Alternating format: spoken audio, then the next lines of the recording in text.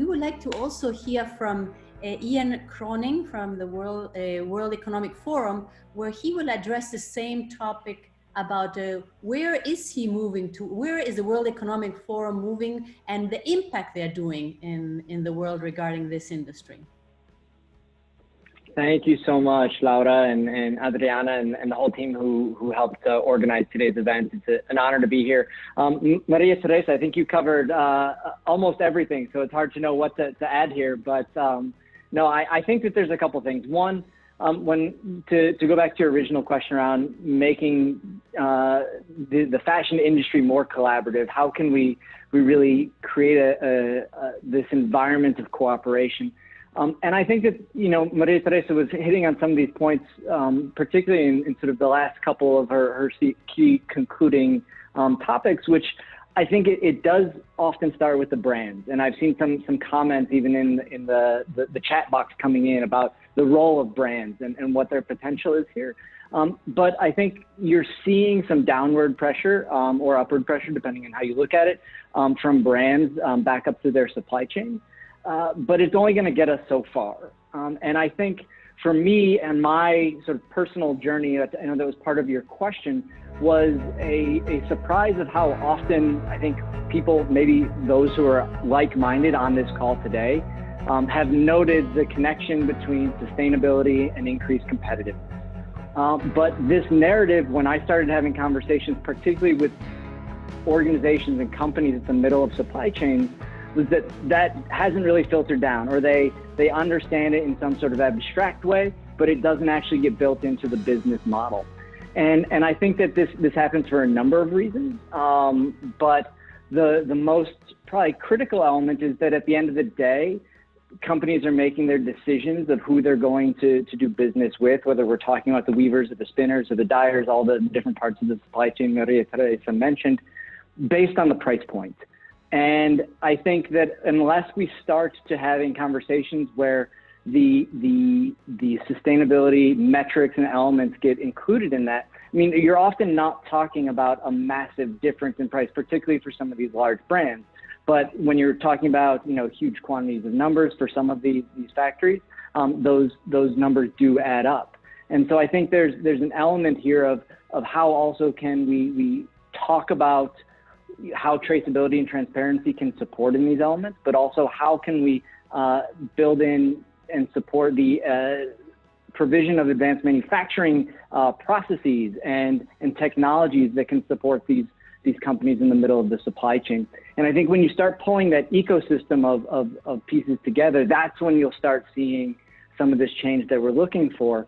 And I think that does require, as I was talking about, this narrative element to be conveyed upstream, that when we are more sustainable, when we start doing some of these things, we actually create long-term competitiveness gains that pays off. We create a win-win. And at the same time, we need brands to also really commit to saying there are certain sustainability metrics. There are certain things that they have expectations around traceability and transparency that they expect from their suppliers. And if you don't do them, then there's you aren't included in those supply chains. But we can't just do that. Again, I think there's a limitation there on sort of the downward pressure, because you're not actually taking advantage of the opportunity to help raise the idea of a rising tide lifts all boats. Because in this sense, by supporting these players in the middle, we actually can support the entire industry. It's an interesting moment, I think, for me when I think about that narrative. Because you mentioned what is the impact of COVID-19 on all of this. And I think what you're seeing, if you look back 3 years, more than a third of CEOs and supply chain officers said that lack of visibility in their supply chain was a critical risk to their organization, but they didn't really do anything about it. They didn't take necessary steps to solve that, part of which was because of the complexity of the supply chain that we've already talked about. Part of it was also because, as we're seeing even today, you're trying to stay in business. You're trying to find your competitive advantage. There's a lot of companies trying to do what you're doing. And I think what COVID-19, this is a catastrophic global moment, but also contains an opportunity here. At the forum, our chairman refers to this moment as the Great Reset, in that we have a potential for a Great Reset if we take advantage of it. And I think part of that goes back to this conversation around the supply chain and the narrative around sustainability that we need to communicate through the middle of the supply chain and how that can help everyone. Companies are seeing that the companies who are struggling the most in the midst of the global supply chain breakdowns in COVID-19 were the ones who had the least visibility in their supply chain. They couldn't adapt because they didn't know where the bottlenecks were going to happen. And I think that as companies are realizing that they need better collaboration and communication for strictly a business standpoint, this is also an opportunity to say that extends to these sustainability conversations, that extends to the traceability. And it would be a huge miss if we didn't take advantage of that. And I think that takes a lot of concerted effort from, you know, the 205 people on this call who clearly care about this issue to make sure that we're having those conversations, that people see these opportunities.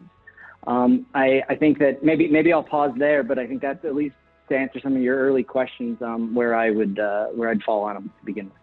So thank you, Ian. This is really very straight to the point. I mean, it's true. It's a great reset for us. Actually, I consider COVID one of the best gifts to humanity to really change.